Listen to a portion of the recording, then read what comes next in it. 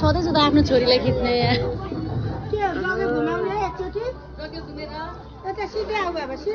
आउँछ न आऊ श्रव्या आऊ आऊ आऊ आऊ आऊ आऊ अलि फटाफट हिँड श्रव्या आऊ श्रव्या आऊ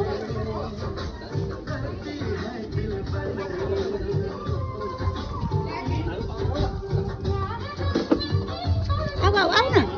आऊ श्रव्या फटाफट आऊ घुमाएको नि आएर दिजुलाई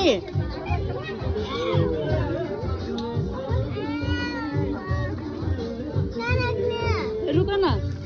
थाहा नै छैन मलाई कहाँ राख्ने हो कतिचोटि हो ल 2 हुन्छ ल आऊ आऊ आऊ